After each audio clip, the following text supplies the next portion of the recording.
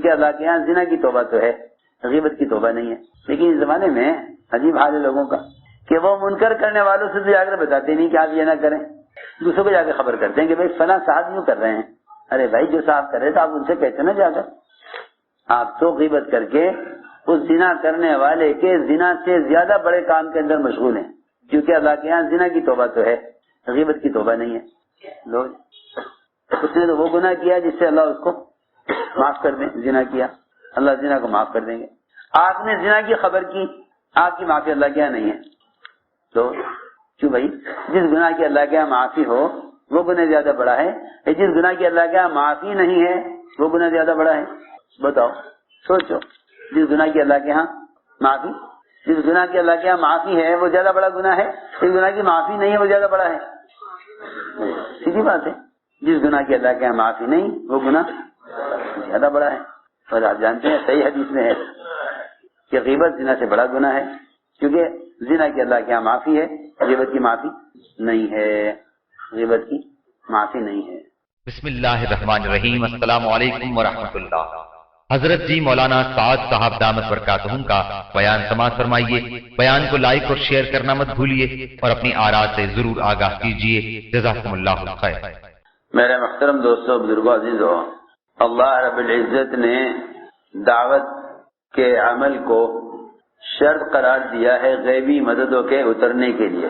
اللہ رب العزت نے دعوت کی محنت کو شرط قرار دیا ہے غیبی مددوں کے اترنے کے لیے، اور اس دعوت کی محنت کو اللہ تعالی نے سبب قرار دیا ہے اپنے دین پر ثابت قدم رہنے کے لیے۔ یہ دو چیزیں سمجھنا اور ان کو بطور یقین کے ان کو دل میں اتارنا، یہ انتہائی ضروری ہے۔ دو باتیں میں نے عرض کی ہیں، دعوت اللہ شرط ہے اللہ کی غیبی نصرتوں کے اترنے کے لیے، اور دعوت اللہ یہ بنیادی سبب ہے اپنے دین پر ثابت قدم رہنے کے لیے۔ امت اگر دعوت کو چھوڑ دے گی تو جب یہ دعوت کو چھوڑ کر وحی کی برکات سے محروم ہو سکتی ہے تو پھر اسلام پر قائم کیسے رہ سکتی ہے؟ اس لیے کہ حضور اکرم صلی اللہ علیہ وسلم کے دنیا سے جانے پر، آپ کے دنیا سے جانے پر صرف وحی کا آنا بند ہوا ہے، وحی کی برکات بند نہیں ہوئی۔ آپ کی دنیا سے جانے پر وحی بند ہوئی ہے، لیکن وحی کی برکات یہ بند نہیں ہوئی۔ وحی کی برکات کب ختم ہوں گی امت کے لیے؟ کہ امت کے لیے وحی کی برکات جب ختم ہو جائیں گی جب یہ امت دعوت اللہ کو چھوڑ دے گی۔ دیکھو میری بات توجہ سننا، جب یہ امت دعوت کو چھوڑ بیٹھے گی، صحیح حدیث ہے، فرمایا حضور اکرم صلی اللہ علیہ وسلم نے کہ جب امت دعوت کو چھوڑ دے گی تو یہ امت وحی کی برکات سے محروم کر دی جائے گی، یہ امت وحی کی برکات سے محروم کر دی جائے گی۔ اور اس سے بڑی محرومی یہ ہے کہ جب امت دعوت چھوڑ دے گی تو امت دعاؤں کی قبولیت سے محروم کر دی جائے گی۔ یہ دو بڑی برکت کی چیزیں تھیں، ایک دعا کی قبولیت، اس سے بڑھ کر کیا ہو سکتا ہے؟ اس سے بڑھ کر کیا ہو سکتا ہے کہ ہر مسلمان اپنے ہر مسئلے کو براہ راست اللہ رب العزت سے دعا کے ذریعے حل کرائے۔ دعا تو اللہ تعالی سے براہ راست کام کرانے کا ذریعہ تھا، دعا اللہ تعالی سے براہ راست کام کرانے کا ذریعہ ہے، اللہ تعالی سے اپنے مسائل کو براہ راست حل کرانے کا ذریعہ وہ دعا ہے۔ لیکن اس زمانے کے مسلمان اس دھوکے کے شکار ہیں سب، کہ وہ سمجھتے ہیں کہ اللہ تعالی نے انسانی ضروریات کو اسباب سے جوڑا ہوا ہے، انسانی ضروریات کو اسباب سے جوڑا ہوا ہے، لہذا محنت تو کرو سبب پر، لیکن امید کرو اللہ سے۔ محنت تو کرو سبب پر اور امید کرو اللہ سے۔ یہ ایسا اندھا کنواں ہے کہ جو اس میں پڑ گیا وہ اس سے نکل نہیں سکتا۔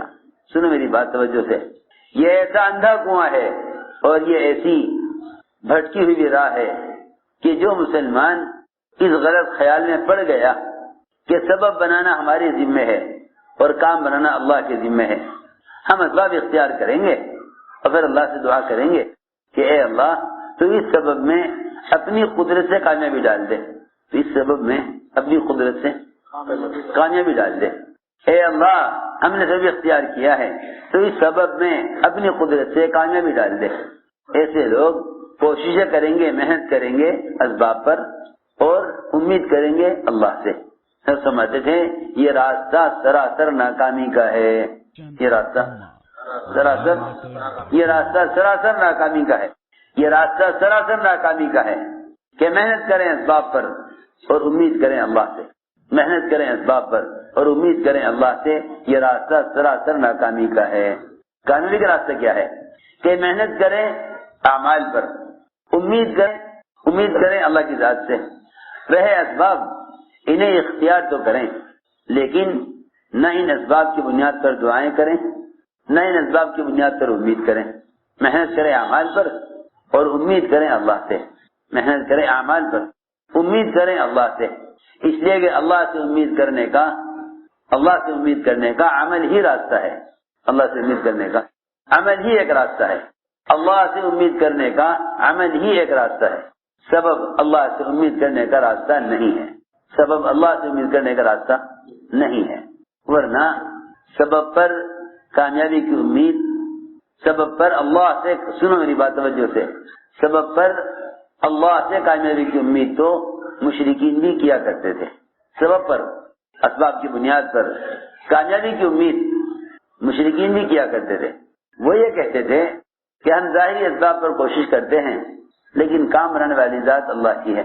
جب دماغ ازد شنوع کے ایک آدمی ہیں، یہ آئے مکہ مکرمہ، تو قریش نے کہا دماغ یہ جو آدمی ہیں محمد صلی اللہ علیہ وسلم ہمارے بتوں کو برا کہتے ہیں، ہمارے بڑوں کو گمراہ کہتے ہیں، ہمارے دین میں عیب لگاتے ہیں، ہمیں بتوں کی عبادت سے روکتے ہیں. دماغ نے کہا، سنتے ہی کہا کہ ہاں شاید اس آدمی کے اوپر کوئی اوپرا اثر ہے، یا جنات کا اثر ہے، یا اس کو جنون ہے نعوذ باللہ، یا اس کو کوئی ہوا لگ گئی ہے غلط، اور میں علاج جانتا ہوں، میں علاج جانتا ہوں، میں ان کا علاج کروں گا. میں یہ سمجھانے کے لیے کہہ رہا ہوں کہ سبب پر کوشش کر کے اللہ سے امید ایک غیر مسلم بھی کیا کرتا تھا. ایک نہیں، سینکڑوں قصے ایسے ہیں، سینکڑوں قصے ایسے ملیں گے مشرکین کے. چنانچہ دماغ نے آپ کو تلاش کیا، آپ سے ملاقات ہوئی. دماغ نے کہا کہ کیا آپ بتوں کا انکار کرتے ہیں؟ کہ جی ہاں. کیا ایک اللہ کی طرف بلاتے ہیں؟ کہ جی ہاں.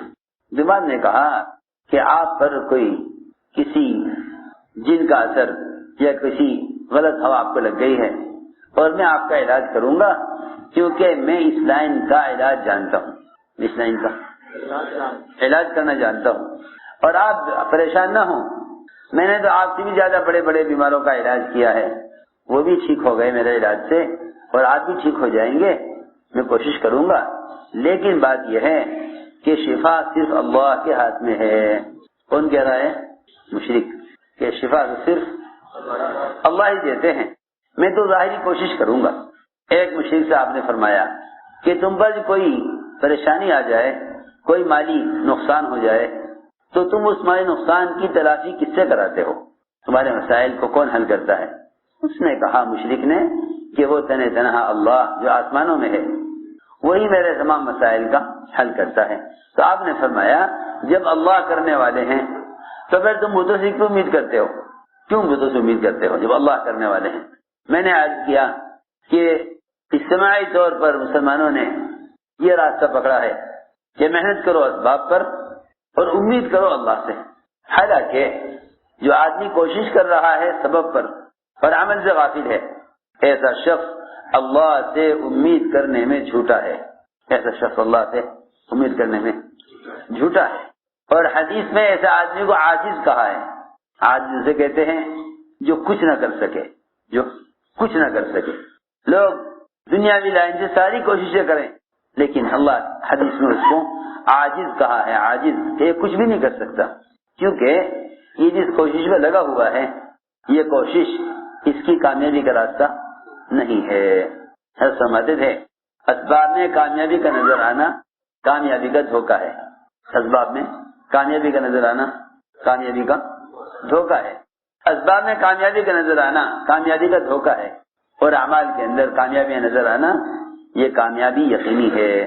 چنانچہ میں عرض کر رہا تھا کہ حدیث کا مفہوم ہے کہ ایک شخص فرمایا کہ وہ شخص عقل مند اور سمجھدار ہے جو موت کے بعد کے لیے عمل تیار کرے، اور وہ شخص عاجز اور نکما ہے جو اپنے نفس کے تقاضوں کے پیچھے چل رہا ہے اور اللہ تعالیٰ سے بڑی بڑی امیدیں کیے ہوئے ہیں، اللہ تعالیٰ سے بڑی بڑی امیدیں کیے ہوئے ہیں، اللہ سے بڑی بڑی امیدیں، اللہ یوں کر دیں گے، اللہ یوں کریں گے، اللہ یوں کریں گے، اللہ یوں کریں گے۔ اللہ سے امید کرنے کا صرف اس کو حق ہے، اور اللہ سے امید کرنے میں صرف وہ شخص سچا ہے جو اللہ تعالیٰ کے احکام کو محمد صلی اللہ علیہ وسلم کے طریقے پر پورا کرنے میں کامیابیوں کا یقین کرتا ہو، وہ اللہ سے امید کرنے میں سچا ہے، ورنہ جھوٹا ہے، ورنہ جھوٹا ہے۔ میں نے عرض کیا کہ لوگ محنت کرتے ہیں اسباب پر اور امید کرتے ہیں اللہ سے، اور کہتے بھی یہی ہیں، بولتے بھی یہی ہیں کہ بھئی تم ظاہری کوشش کرو اور پھر اللہ پہ چھوڑ دو، اللہ کریں گے۔ کائنات اللہ کے کرنے کا ذریعہ اور راستہ نہیں ہے، اس لیے کہ محض کائنات پر کامیاب کرنے کا وعدہ اللہ کا غیروں سے ہے، ایمان والوں سے نہیں ہے۔ محض کائنات پر کامیاب کرنے کا وعدہ اللہ تعالیٰ کے غیروں سے ہے، جو اللہ کو نہیں مانتے اللہ نے ان کو کائنات کے راستے سے کامیاب کرنے کا فیصلہ کیا ہوا ہے۔ جو اللہ کو نہیں مانتے، جو اللہ کو نہیں مانتے، اللہ نے ان کو کائنات کے راستے سے کامیاب کرنے کا فیصلہ کیا ہوا ہے۔ اللہ نے ان کو کائنات کے راستے سے کامیاب کرنے کا فیصلہ کیا ہوا ہے کہ جو ہمیں نہیں مانتے ہم ان کو دنیا میں ان کے اسباب میں کامیابیاں، ان کے مال میں بہتات، ان کی صحت میں، ان کے عہدوں میں، ان کے حالات کو بہتر سے بہتر بنائیں گے، اور ہم انہیں دنیا میں مال اور اسباب اور اولاد جلدی دیں گے، کثرت سے دیں گے۔ اس سے امام علیہ اس دھوکے میں نہ پڑے کہ جو اسباب ان کے ہاتھ میں ہیں اگر یہ اسباب میں حاصل ہو جائیں تو ہم بھی ان کی طرف کامیاب ہو جائیں گے، اس لیے کہ اللہ تعالیٰ کی طرف سے کامیاب کرنے کے جو ضابطے ہیں وہ مسلمان اور غیر مسلم دونوں سے مختلف ہیں۔ میں یہ عرض کرنا چاہتا تھا کہ اس زمانے کے مسلمان اس دھوکے میں پڑے کہ اسباب اور کامیابی کے ضابطے ہمارے اور غیروں کے لیے سب کے لیے مشترک ہیں کہ دنیا دار اسباب ہے، حالانکہ قرآن اور حدیث اس سے بھرے ہوئے ہیں کہ مسلمان اور غیر مسلم کے لیے دنیاوی اعتبار سے بھی کامیابی کے ضابطے مختلف ہیں، مشترک نہیں ہیں۔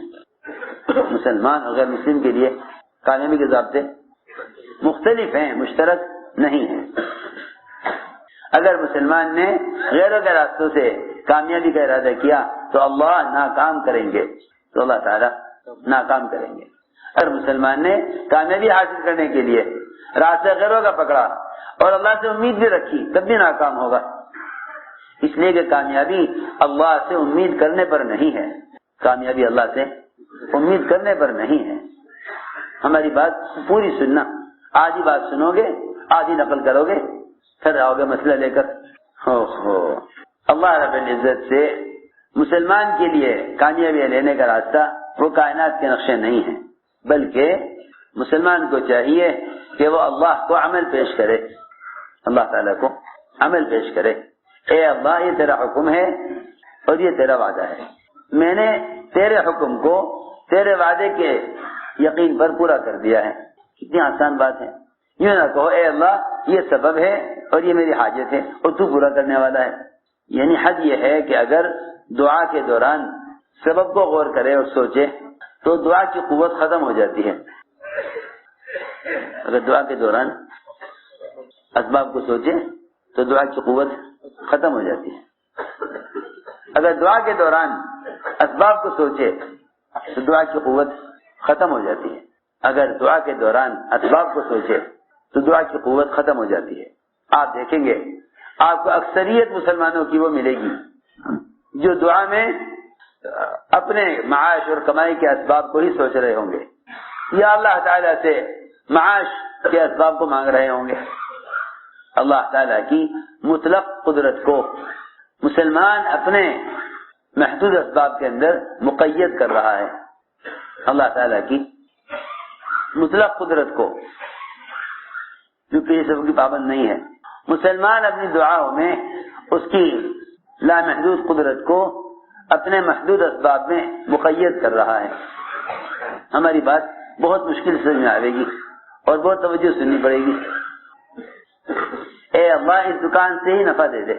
کہاں اس کی چھوٹی سی دکان, کہاں اللہ تعالیٰ کی لا محدود قدرت, کہاں اللہ کی لا محدود قدرت, اور کہاں اس کی چھوٹی سی دکان. اے اللہ اسی دکان کے ذریعے کامیاب کر دے. سوچو تو صحیح, کہاں اللہ تعالیٰ کی لا محدود غیر مقید قدرت, اور یہ اس کو اللہ کی قدرت کو مقید کر رہا ہے اپنی چھوٹی سی دکان میں. اے اللہ اسی گولی سے شفا دے دے.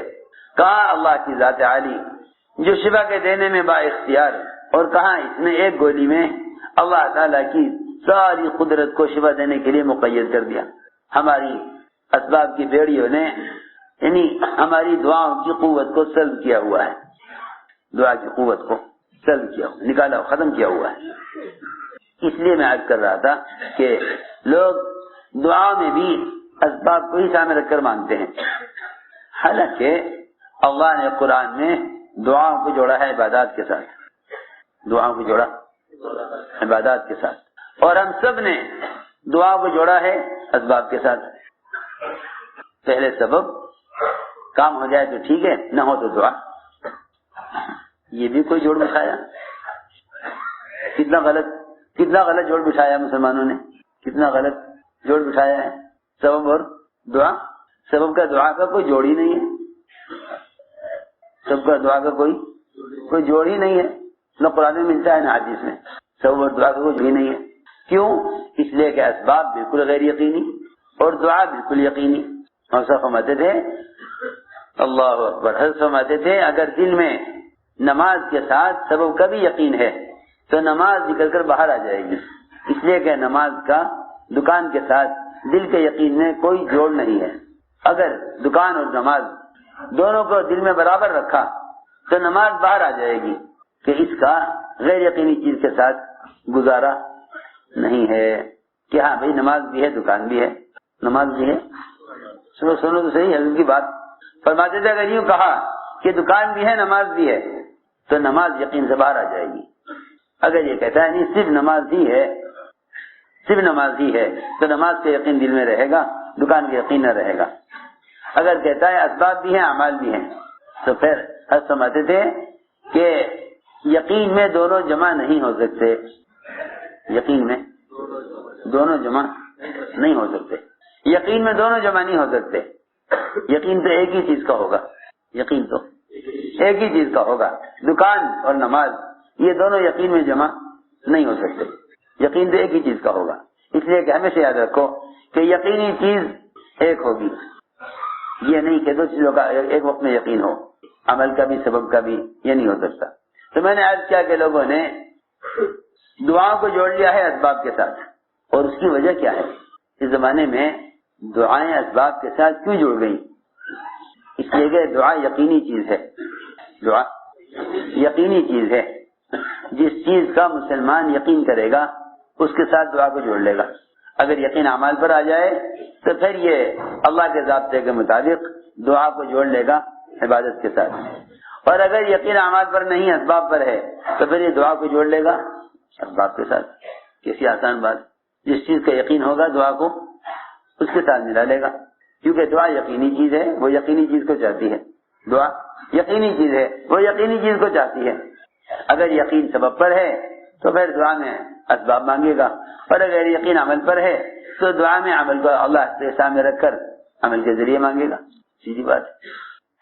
اس لیے قرآن نے تو سب سے پہلے یہ فیصلہ کیا ہر نماز میں سورہ فاتحہ کا پڑھنا ضروری ہے.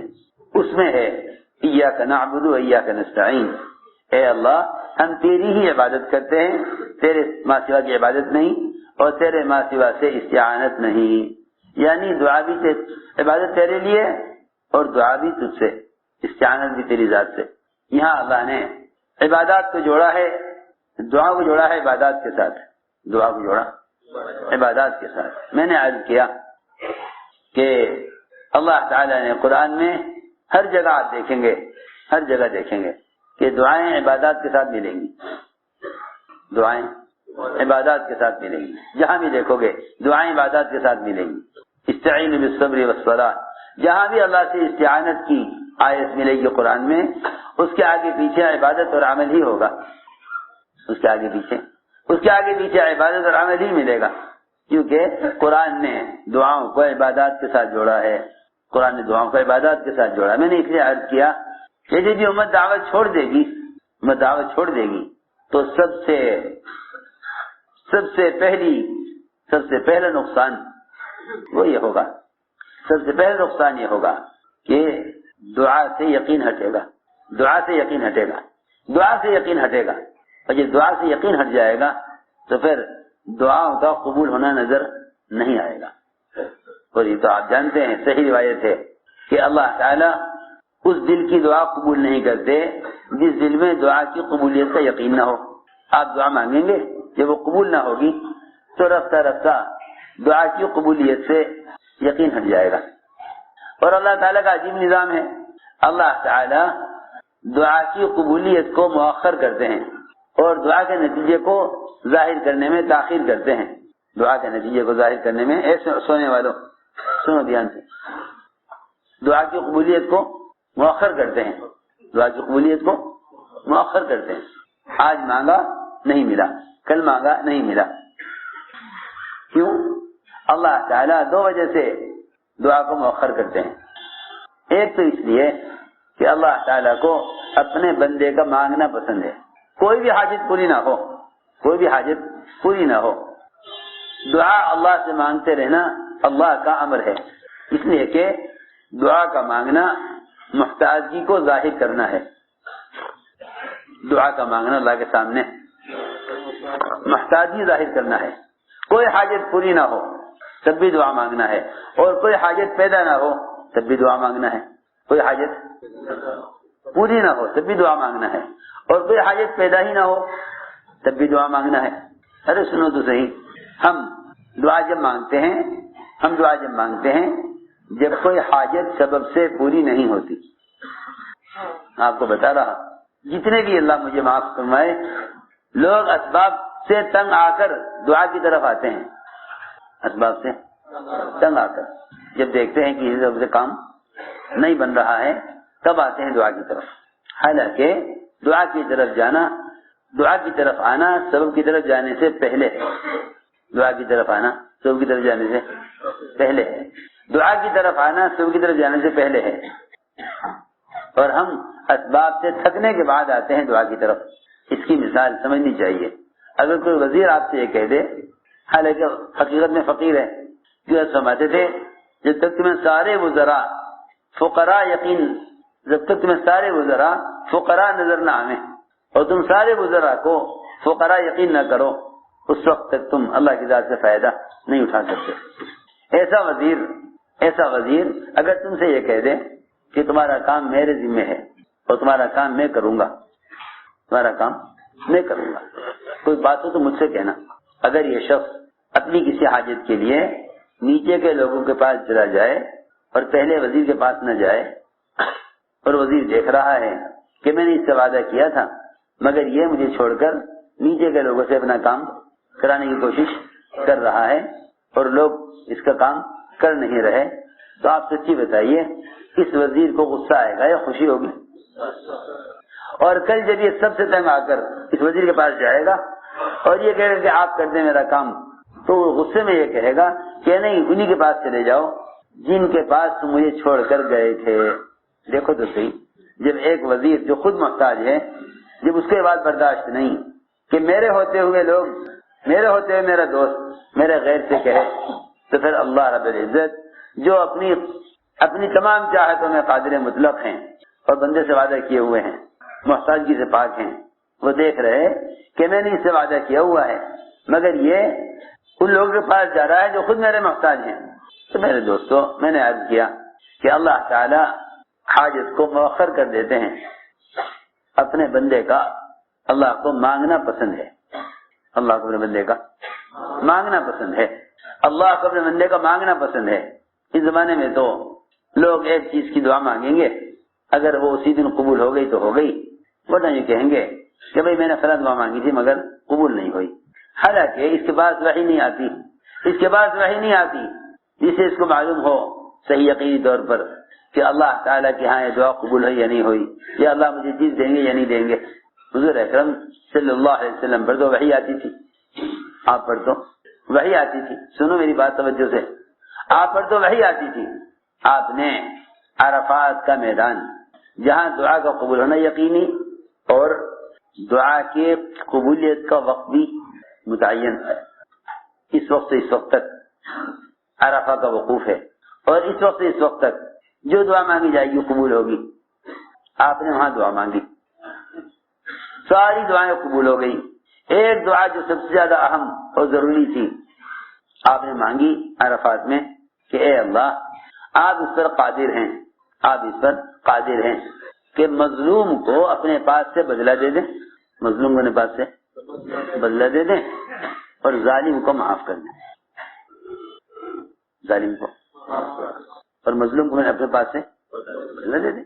آپ یہ کہتے ہیں کہ ظالم سے تو میں کو معاف نہیں کروں گا, لیکن آپ کو تو قدرت ہے نا, آپ کو تو قدرت ہے, آپ سب کو جہنم میں ڈال دیں, کوئی آپ سے پوچھ نہیں سکتا کہ آپ نے ایسا کیوں کیا. آپ سب کو جنم میں داخل کر لیں, کوئی آپ سے پوچھ نہیں سکتا کہ آپ نے ایسا کیوں کیا.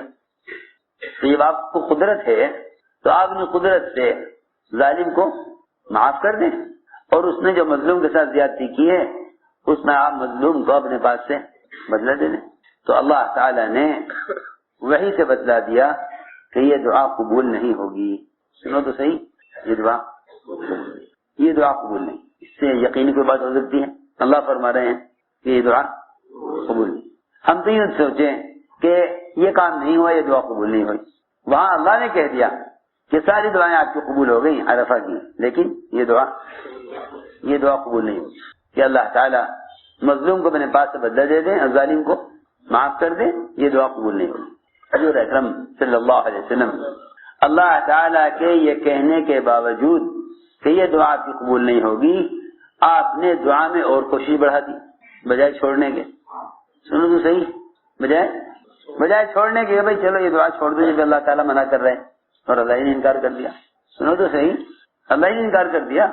آپ اس دعا میں لگے رہے, مانگتے رہے, اللہ نے انکار کر دیا, یہ دعا قبول نہیں ہوگی. یہاں تک کہ عرفہ کا وقت ختم ہو گیا, مگر آپ اس دعا میں لگے رہے, مگر یہ دعا قبول نہیں ہوئی. عرفات سے مزدلفہ آ گئے, مزدلفہ میں آ کر بھی آپ اسی دعا میں لگے رہے کہ اللہ مظلوم کو بدلہ دے دے, ظالم کو معاف کر دے, مظلوم کو بدلہ دے دے, ظالم کو معاف کر دے. یہاں بھی آپ اسی دعا میں لگے رہے. چنانچہ جو دعا عرفات میں قبول نہیں ہوئی باوجود اللہ کی طرف سے یہ پیغام آنے کے کہ یہ دعا قبول نہیں ہوگی, وہ دعا مزدلفہ میں آ کے قبول ہوئی. وہ دعا کہاں قبول ہوئی آگے؟ وہ دعا مزدلفہ میں قبول ہو گئی. وہ دعا مزدلفہ میں اگر قبول ہوئی جس دعا کے بارے میں اللہ نے عرفات میں کہہ دیا تھا, جس دعا کی قبولیت کا یقینی موقع ہے. تو میں نے ایک بات عرض کی ہے کہ دعا کی قبولیت کے لیے دعا پر یقین شرط ہے کہ تمہیں دعا کی قبولیت کا یقین ہو, قبولیت کا یقین ہو. تو اللہ تعالی دو وجہ سے دعا کی قبولیت کو مؤخر کرتے ہیں, اور دو وجہ سے اللہ تعالی اس کی دعا کے مطابق نتیجے ظاہر کرنے میں دیر کرتے ہیں. ایک تو اس لیے کہ اللہ تعالیٰ کو بندے کا مانگنا پسند ہے, دوسرے اللہ تعالیٰ اس کا دعا پر یقین دیکھنا چاہتے ہیں کہ اس کا دعا پر کتنا یقین ہے, دعا پر کتنا یقین ہے. ہم تو حاجت کے پورا نہ ہوئے, حاجت کے پورا ہونے میں تاخیر ہو جائے, حاجت کے پورا ہونے میں تاخیر ہو جائے تو دعا چھوڑ دیتے ہیں کہ یہ دعا قبول نہیں ہوگی. حالانکہ ہر دعا قبول ہوتی ہے بشرطیہ کہ قبولیت کی شرائط ہوں, جیسے قبولیت کی شرائط پائی جائیں. ہر دعا قبول ہوتی ہے بشرطیہ کہ قبولیت کی شرائط پائی جائیں, بشرطیہ کہ قبولیت کی شرائط پائی جائیں. دعا قبول ہو جاتی ہے, اللہ تعالیٰ اسے آخرت کے لیے ذخیرہ کر دیتے ہیں کہ عمل اس قابل ہے نہیں کہ یہ جنت پہنچے, ہم اس کی دعاؤں کا ذخیرہ آخرت میں اس کو دے دیں گے, اسے کام آ جائے گا. کیونکہ حدیث میں آتا ہے کہ جو شخص اپنے عمل کے ذریعے جنت میں اپنے مقام پر نہیں پہنچتا, جو مقام اس کا متعین ہے, اللہ تعالیٰ اس کو بیماریوں سے پہنچا دیتے ہیں. یہاں یہی دعا نہیں بس تم مجھے ٹھیک کر دے, بس مجھے ٹھیک کر دے. اگر یہ معلوم ہو جائے بیمار کو کہ یہ بیماری جنت میں اپنے درجے تک پہنچنے کا ذریعہ ہے عمل سے بڑھ کر, تو بیمار آدمی آسانی سے بیماری پر صبر کر سکتا ہے, بیماری پر صبر کر سکتا ہے. صحابہ کرام ان بیماریوں پر جنت کے درجے اور بیماریوں پر گناہوں کی معافی کا ایسا یقین رکھتے تھے کہ وہ بیماری اللہ سے اس طرح مانگتے تھے جس طرح ہم صحت مانگتے ہیں. اللہ سے کیا مانگتے تھے؟ اللہ سے بیماری مانگتے تھے. کیا ہم صحت مانگتے ہوں گے اللہ سے بیمار کے لیے جیسے وہ صحت مند آدمی صحابہ میں اللہ سے بیماری مانگتے تھے؟ جیسے ہی سنا ابی بن کعب رضی اللہ تعالی عنہ سید القراء ہیں، جیسے ہی سنا کہ اللہ کے راستے کا بخار گناہوں سے ایسا پاک کر دیتا ہے جیسے اس کی ماں نے آج ہی جنا ہو، اس کی ماں نے اس کو آج ہی جنا ہو، کہ اللہ کے راستے کا بخار ایسا پاک کر دیتا ہے گناہوں سے جو اس کی ماں نے اس کو آج ہی جنا ہو. یہ وعدہ سنتے ہی دعا کی، اے اللہ مجھے بخار دے دے مجھے، اور ایسا بخار دے دے جو مجھ سے کبھی جدا نہ ہو، موت تک ہمیشہ میرے ساتھ رہے. مگر ایسا بخار ہونا چاہیے جو مجھے دعوت کے تقاضوں سے، حج اور عمرے سے، عبادت سے نہ روکے. بخار تو ہو مگر جسم میں کوئی کمزوری یا عبادت میں سستی یا حج عمرے میں رکاوٹ یا اللہ کے راستے میں نکلنے میں رکاوٹ نہ بنے، ایسا بخار چاہیے. روایت میں ہے یہ دعا مانگ کر ابھی قدم نہیں ہٹایا تھا اپنی جگہ سے، انہوں نے پیر نہیں ہلایا تھا کہ بخار ہو گیا، بخار چڑھ گیا. جو ان سے مصافحہ کرتا کہتا کہ وہ بھائی تمہیں تیز بخار ہے، کہتے ہاں یہ بخار میں نے اللہ سے مانگا ہے، یہ بخار میں نے اللہ سے مانگا ہے. ہاں کیوں؟ اس لیے کہ بخار اس کو گناہوں سے پاک کر دیتا ہے، بخار اس کو گناہوں سے پاک کر دیتا ہے. میں نے عرض کیا کہ امت دعوت کو چھوڑ کر دو خیروں سے محروم ہوگی، ایک وحی کی برکات سے اور دوسرے دعاؤں کی قبولیت سے. صحیح حدیث میں ہے کہ جب یہ امت دعوت کو چھوڑ بیٹھے گی، جب یہ امت دعوت کو چھوڑ بیٹھے گی، کیا دعوت؟ ایک ایک کو جا کر خود جا کر بھلائی کا حکم کرنا اور خود جا کر ایک ایک کو منکر کے ماحول سے نکال کر معروفات کے ماحول میں لانا. اس لیے کہ حدیث میں آتا ہے تم میں سے کوئی آدمی کسی منکر کو دیکھے تو اس کو چاہیے کہ اس منکر کو اپنے ہاتھ سے بدل دے، منکر کو اپنے ہاتھ سے بدل دے. اگر ہاتھ سے نہیں بدل سکتا تو چاہیے کہ اس منکر کو اپنی زبان سے بدل دے. روکنے کا لفظ حدیث میں نہیں ہے. اس زمانے میں لوگ ایک دوسرے کو منکر سے روکنے کے لیے قوت کا استعمال کر رہے ہیں بجائے دعوت کا استعمال کرنے. ارے سنو تو صحیح میں کیا کہہ رہا. آج کل لوگ دنیا میں ایک دوسرے کو برائیوں سے روکنے کے لیے قوت استعمال کر رہے ہیں بجائے دعوت کے.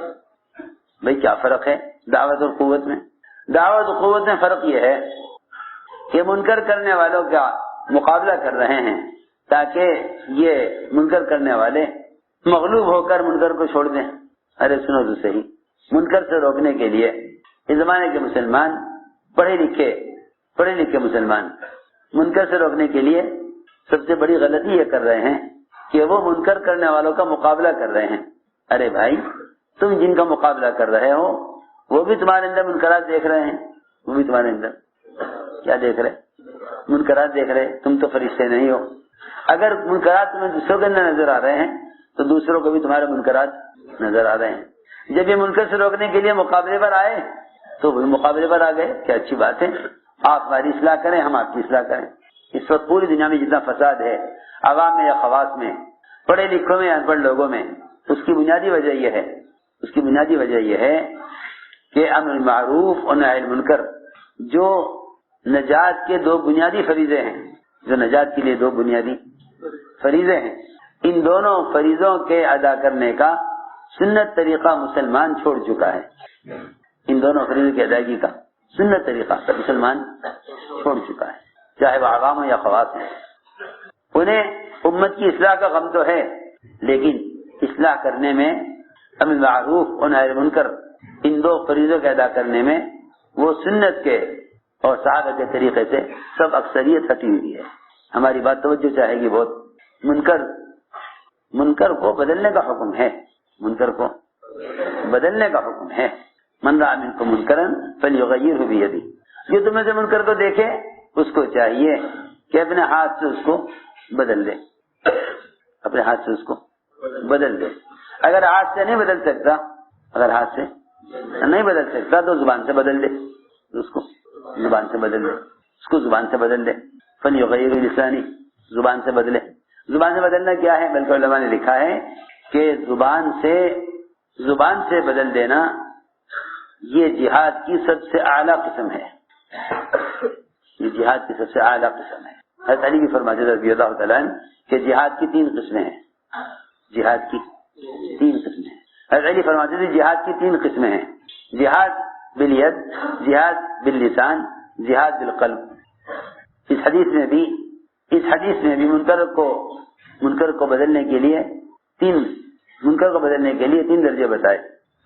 اعلیٰ درجہ کہ منکر کو ہاتھ سے بدل دو، درمیانہ درجہ کہ منکر کو زبان سے بدلو، اور سب سے آخری درجہ، سب سے جہاد کا کم تر درجہ، جہاد کا سب سے کم تر درجہ، کیونکہ سب سے کم تر ایمان اور ضعیف تر ایمان، جس کے بعد ایمان کا کوئی ذرہ دل میں باقی نہیں رہتا، وہ سب سے کمزور ایمان یہ ہے کہ آدمی منکر کو دل کے ذریعے بدلے. منکر کو دل کے ذریعے بدلے.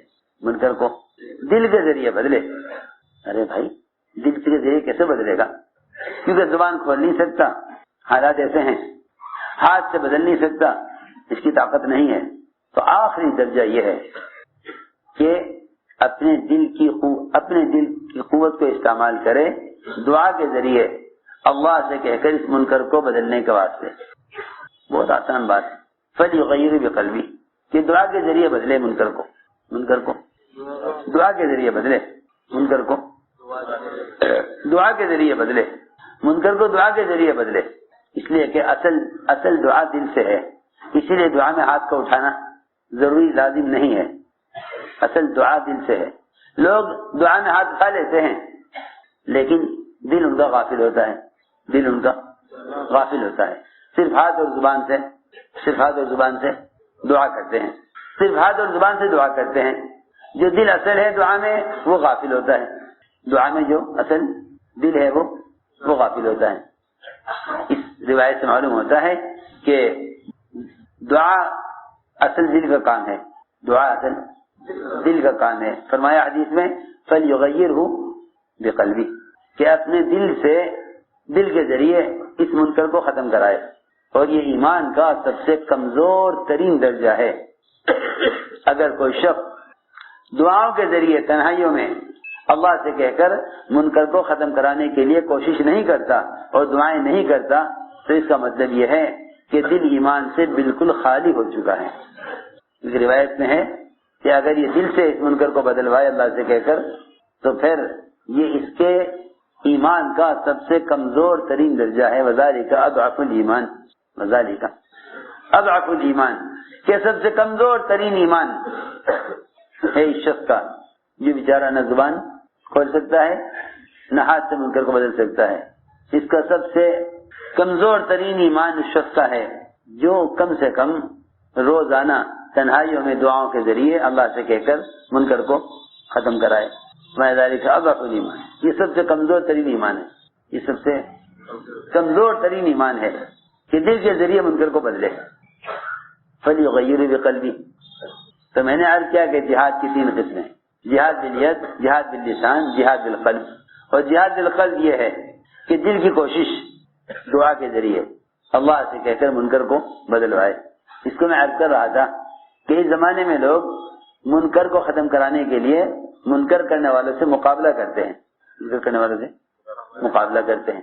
کوئی قلم کے ذریعے مقابلہ کرتا ہے، کوئی زبان کے ذریعے مقابلہ کرتا ہے، کوئی الزام دیتا ہے ایک دوسرے کو، آپ یہ کر رہے ہو کہ آپ یہ کر رہے ہیں.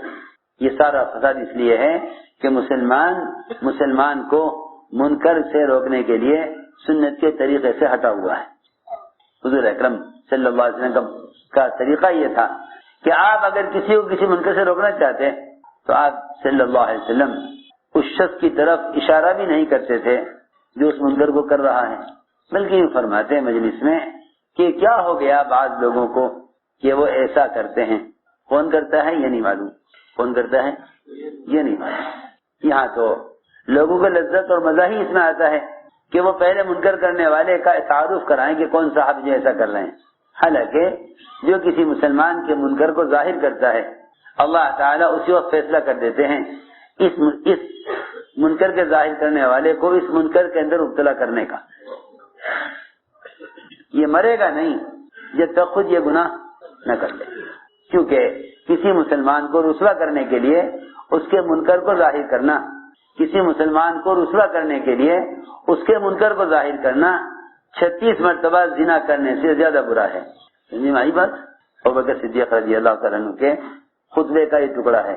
فرمایا کہ سود کا 1 روپیہ 36 مرتبہ زنا کرنے سے زیادہ برا ہے. سود کا 1 روپیہ، صرف سود کا 1 روپیہ 36 مرتبہ زنا کرنے سے زیادہ برا ہے. اور ایک مسلمان کی آبروریزی 36 مرتبہ زنا کرنے سے زیادہ بری ہے. ایک مسلمان کی آبروریزی 36 مرتبہ زنا کرنے سے زیادہ.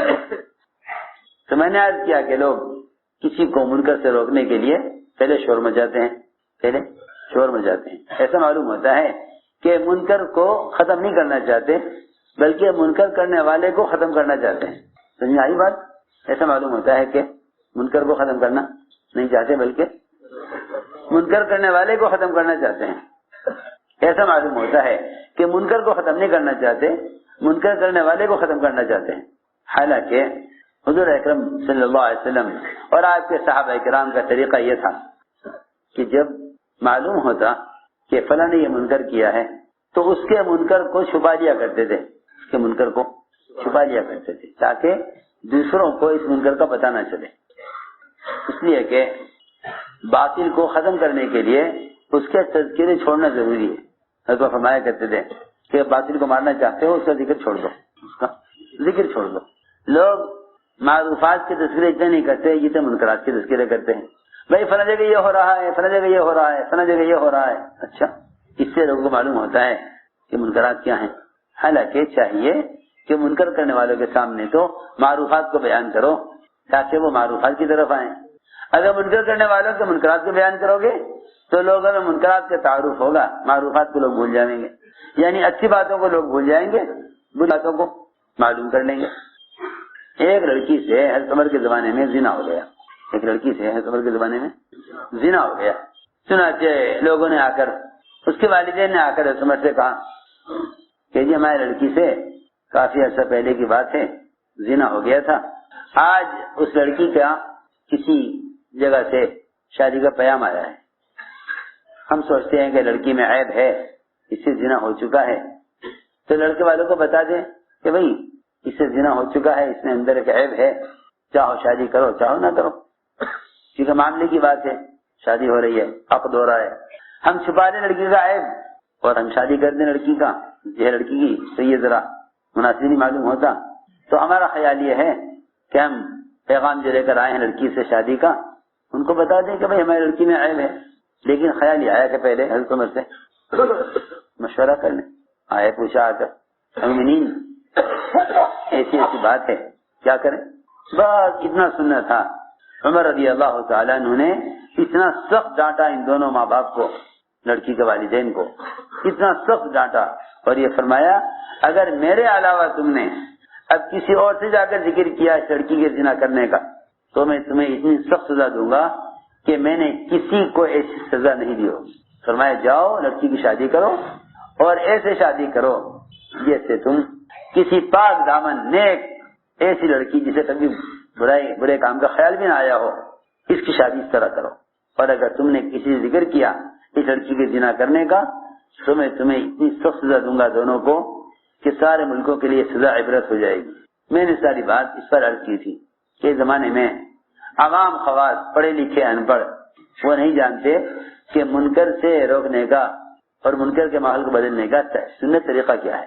جی ہاں، ایک دوسرے کے کوئی الزام دینا، آپ نے یہ کیا ہو گیا، آپ نے یہ کیا، آپ نے یہ کیا ہو گیا، آپ نے یہ کیا. اس سے تو سوائے منکرات کے عام ہونے اور آپس میں مقابلے اور آپس میں ایک دوسرے پر تہمتیں شروع ہونے کے اس کے علاوہ اور کوئی نتیجہ نہیں ہے. کہ منکر کرنے والے کو منکر کا الزام دینا ایسا ہے جیسا کنویں میں گرنے والے کو اوپر سے کوئی یہ کہے کہ آپ کیوں آئے تھے کنویں کی طرف، آپ دیکھ کر کیوں نہیں چل رہے تھے. ارے اس وقت تو سب سے بڑا مسئلہ اس کو نکالنے کا ہے نا، اس وقت اس کو نکالنے کا ہے. کہ نکلے کسی طرح۔ اور اگر آپ کنویں کے منڈے پہ کھڑے ہو جائیں اور نیچے کنویں میں گرنے والوں کو نصیحت کریں کہ بھائی دیکھو یہاں تم مر جاؤ گے، باہر نکل آؤ، یہاں رہنا ٹھیک نہیں ہے، اس کے اندر پڑے رہو تو تمہاری جان خطرے میں ہے، اس ترغیب سے کوئی فائدہ ہے؟ بولو تو صحیح، بولو تو صحیح، اس ترغیب سے کوئی فائدہ ہے؟ کوئی فائدہ نہیں، نہ ترغیب سے کوئی فائدہ اور نہ اس گڑھے میں گرنے والوں کو الزام دینے سے فائدہ، کیونکہ منکر کرنے والا ایسا ہے جیسے کسی گڑھے میں گر جانے والا۔ پہلا کام یہ ہے کہ اس کو اس گڑھے سے نکالو، گڑھے سے نکالو، جی ہاں، سب سے پہلا کام یہ ہے، تقاضا اس کا ہے اسے گڑھے میں سے نکالو۔ میں نے عرض کیا کہ لوگ دعوت کو سمجھے نہیں، لوگ دعوت کو سمجھے نہیں، امر معروف و نہی منکر، یہ دو فریضے، یہی اصل دعوت ہے، یہی اصل دعوت ہے۔ یہ ہٹاؤ، پیروں میں لگ رہا ہے، یہاں کیا فائدہ اس کو رکھنے سے؟ جب علم کی توہین کرو گے تو عمل کی اصلاح زیادہ ہوگی۔ کاپی لکھتے ہیں اور پیروں میں رکھ دیتے ہیں نیچے۔ سنو غور سے، میں نے عرض کیا کہ دعوت امر معروف و نہی منکر یہ دو بنیادی فریضے ہیں۔ جب امت ان فریضوں کو سنت طریقے سے ادا نہیں کرے گی تو امت دعا کی قبولیت سے اور وحی کی برکات سے محروم کر دی جائے گی، دعا کی قبولیت سے اور وحی کی برکات سے محروم کر دی جائے گی۔ اس لیے فرمایا کہ جو تم میں سے منکر کو دیکھے اس کو چاہیے کہ اس کو اپنے ہاتھ سے بدل دے۔ ہاتھ سے بدلنا یہ ہے کہ تم اس کو منکر کے ماحول سے نکال کر معروفات کے ماحول میں لے آؤ، اس لیے کہ تغییر ہے اصل کیا ہے؟ تغییر ہے، یعنی بدلنا، بدلنا اصل ہے، روکنا اصل نہیں ہے، بدلنا اصل ہے۔ اور یہ جو نہیں ہے کہ منکرات سے روکنے کا جو حکم ہے، وہ روکنے کا مطلب یہ نہیں ہے کہ منکر کرنے والوں سے مقابلہ کیا جائے، بلکہ روکنے کا مطلب یہ ہے کہ تم اس کے معروفات پر لے آؤ تاکہ اس کے معروفات اسے خود منکر سے روک دیں، معروفات اس کو منکر سے روک دیں۔ کتنا آسان بات، کتنی آسان بات ہے۔ جو اعضاء گناہ کے لیے استعمال ہو رہے ہیں ان اعضاء کو نیک کاموں کے لیے استعمال کرا لو۔ حالانکہ ایسا نہیں ہے کہ انسان کے جسم میں منکر کرنے کے اعضاء الگ ہیں، معروفات کے اعضاء الگ ہیں۔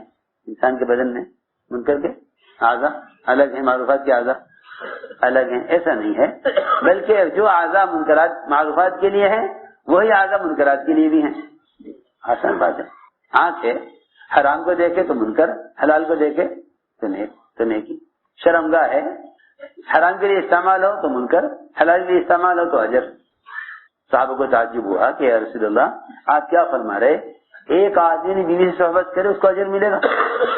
خیال خواہش، کیونکہ نماز روزے کا عمل تو ہے نہیں، ذکر و تلاوت کا، ذکر و تلاوت کا عمل تو ہے نہیں ہے کہ اس پر اجر ملے، یہ تو ایک جسمانی خواہش ہے۔ فرمایا ہاں تم تو صحبت کی بات کر رہے، اگر لقمہ بھی دیتا اپنی بیوی کے منہ میں تو اس پر بھی اجر ملے گا۔ یا رسول اللہ اس پر اجر، یہ تو خواہش ہے۔ فرمایا کہ کیوں، اگر یہ شرمگاہ کو حرام میں استعمال کرتا تو گناہ ملتا نہ ملتا؟ معلوم ہوتا ہے کہ معروفات کے لیے بھی یہی اعضاء ہیں، منکرات کے لیے بھی یہی اعضاء ہیں۔ سنو میں کیا کہنا چاہتا ہوں، میں یہ کہنا چاہتا ہوں کہ کسی کو منکر سے روکنے کا مسنون طریقہ صرف یہ ہے، کتابیں لکھنے، پوسٹر چھاپنے، اخبارات میں دینے، یہ سب شیطانی راستے ہیں، یہ سب شیطانی راستے، چاہے کوئی بھی کرتا ہو، ایسا تو ہے نہیں کہ کوئی سمجھدار آدمی اس کام کو کرے تو ٹھیک ہے، نہ سمجھ کرے تو غلط ہے۔ یہ سب شیطانی راستے ہیں، سب شیطانی راستے ہیں۔ امت کے منکرات کو اور امت کی غلطیوں کو لکھ کر چھاپنا اور تقسیم کرنا یہ مسلمان کو رسوا کرنے کا راستہ ہے، اور اللہ تعالیٰ اس شخص کو ذلیل کر کے رہیں گے جو کسی مسلمان کو ذلیل کرنا چاہے، کیونکہ یہ کیسے معلوم ہو کہ بھئی یہ آدمی اصلاح چاہتا ہے یا فساد چاہتا ہے؟ ارے یہ تو بہت آسان ہے، یہ تو بہت ہی آسان ہے۔ ہمیں کیسے پتہ چلے کہ یہ آدمی فساد چاہتا ہے یا اصلاح چاہتا ہے؟ یہ تو بہت ہی آسان ہے، یہ تو بہت ہی آسان ہے۔ سنو تو صحیح، یہ تو بہت ہی آسان بات ہے کسی شخص کے بارے میں یہ فیصلہ کرنا کہ آدمی اصلاح چاہتا ہے یا فساد چاہتا ہے، بہت آسان ہے۔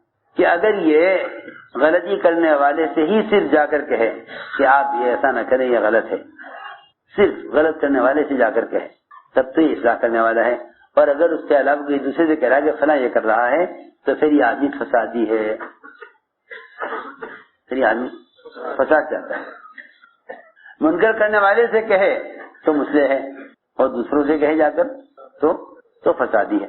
بہت آسان ہے اس زمانے میں اس بات کا فیصلہ کرنا کہ بھئی ایک آدمی اگر معاشرے کی اصلاح چاہتا ہے تو وہ غلط کرنے والوں سے جا کر منکر سے ان کو روکتا ہے، یہ دوسروں کو جا کر خبر کرتا ہے. اگر خبر دوسروں کو کر رہا ہے تو پھر یہ فساد چاہتا ہے، اور اگر منکر کرنے والے سے ہی جا کر خبر کرے اور کسی سے نہ کہے تو پھر یہ اصلاح چاہتا ہے.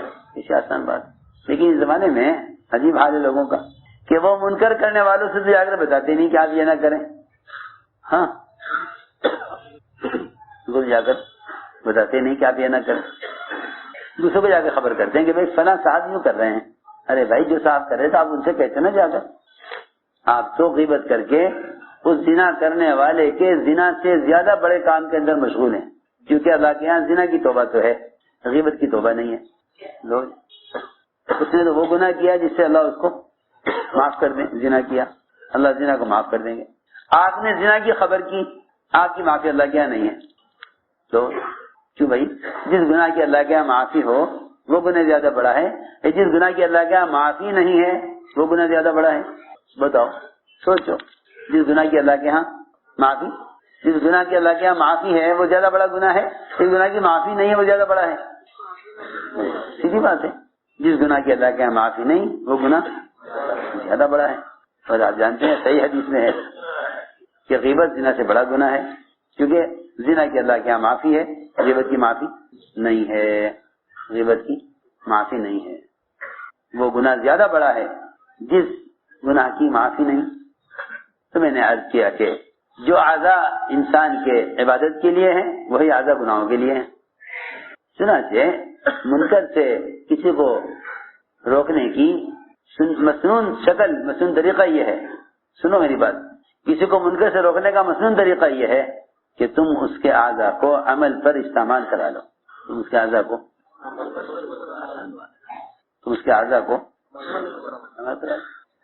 اس کے علاوہ اور کوئی راستہ اصلاح کا نہیں ہے.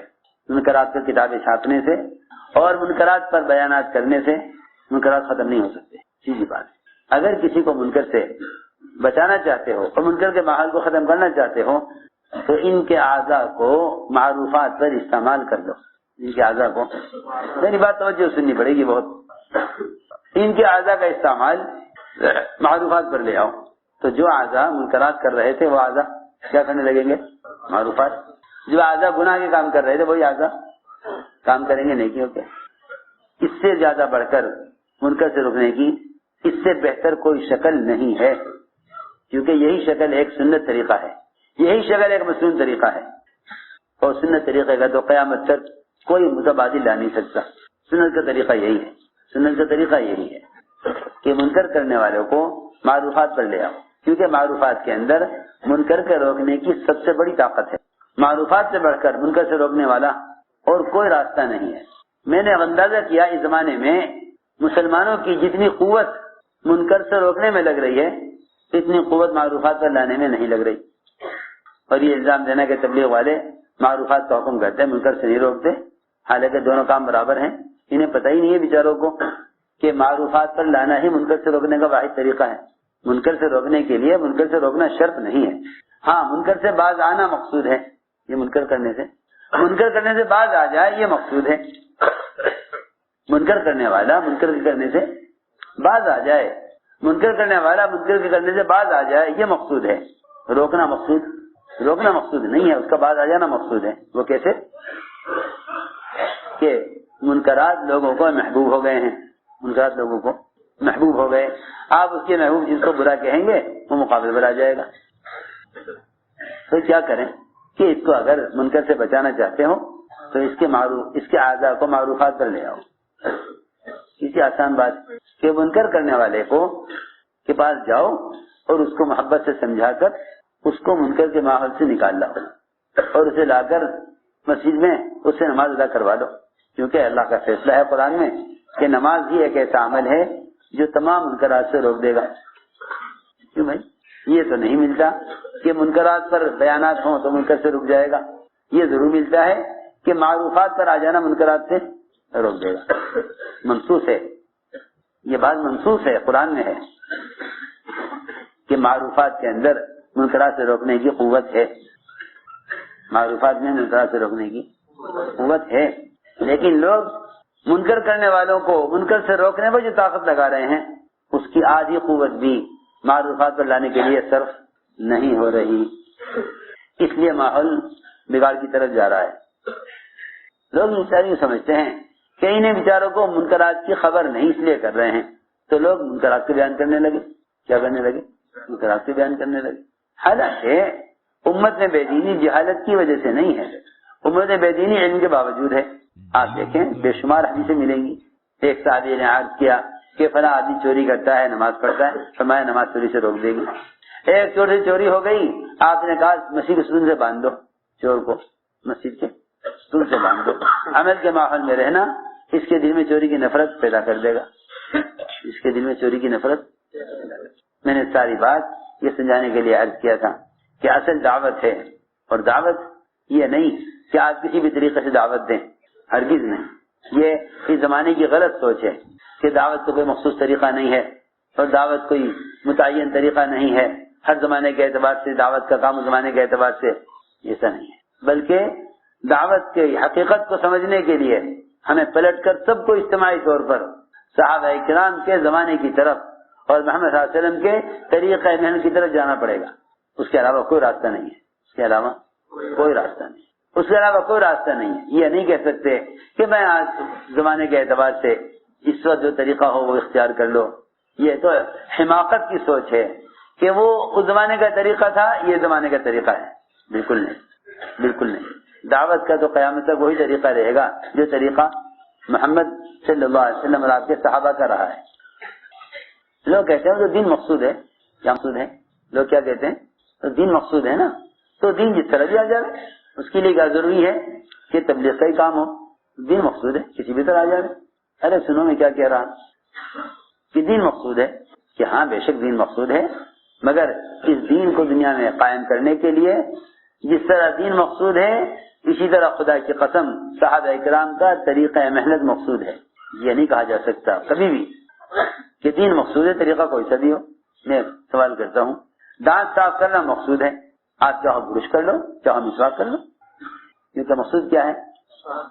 دانت صاف کرنا مقصود ہے. چاہو برش کر لو، چاہو مسواک کر لو. آپ بتا دو سچی سچی دل سے کہ اگر برش کرتا ہے مسواک نہیں کرتا تو کیا مسواک کے 70 فائدے حاصل ہو جائیں گے میرے برش سے؟ کیوں؟ اس لیے کہ خلاف سنت ہے.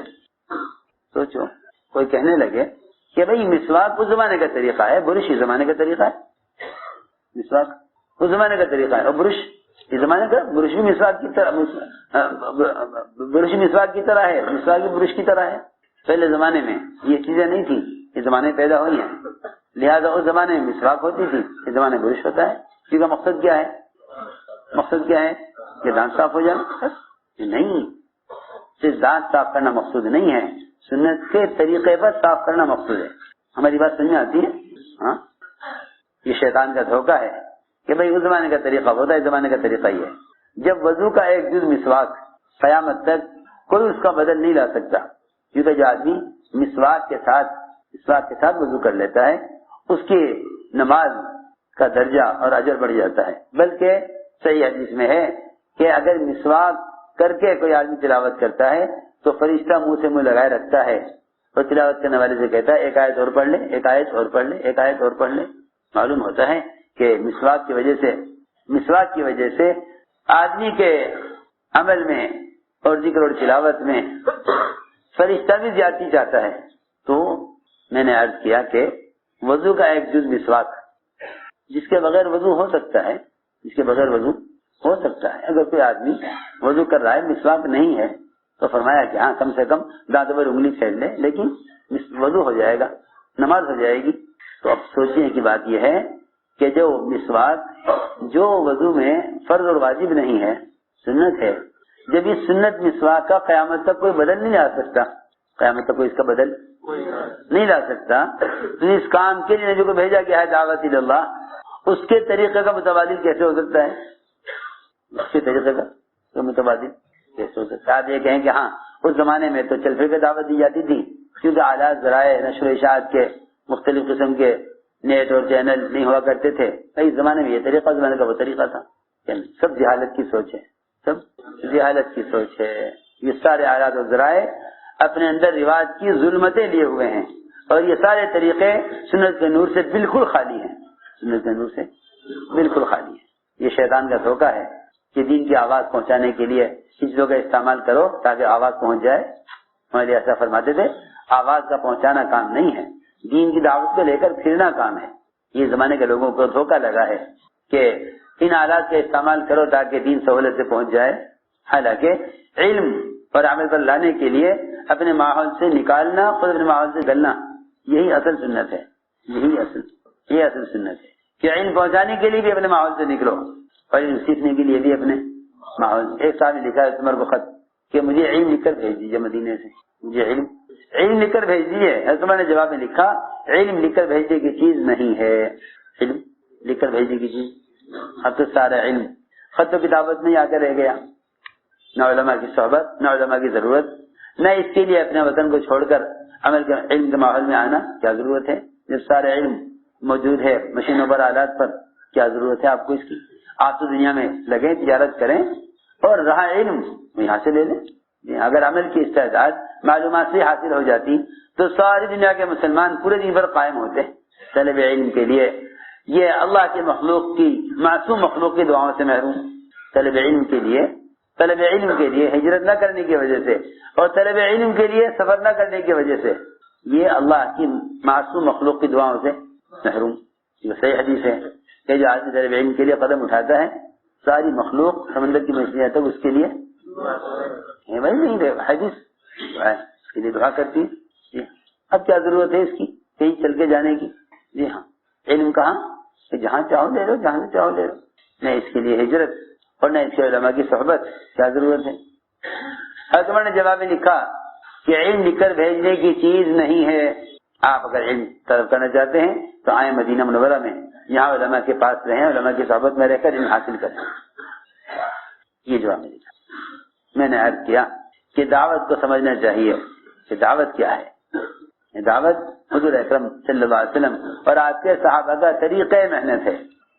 شروع سے میں نے ایک بات عرض کی تھی کہ دعوت کے بغیر نہ اللہ تعالیٰ کی غیبی نصرتیں اتریں گی، اور دعوت کے بغیر اپنے دین پر استقامت باقی نہیں رہے گی. یہ پکی بات ہے، کیونکہ اللہ نے قرآن میں شرط لگائی ہے کہ اپنے دین پر ثابت قدم رہنے کے لیے اور اللہ کی غیبی مددیں نازل کرانے کے لیے دعوت اللہ شرط ہے. دعوت اللہ شرط ہے، شرط. ان تنصر اللہ ینصرکم ویثبت اقدامکم.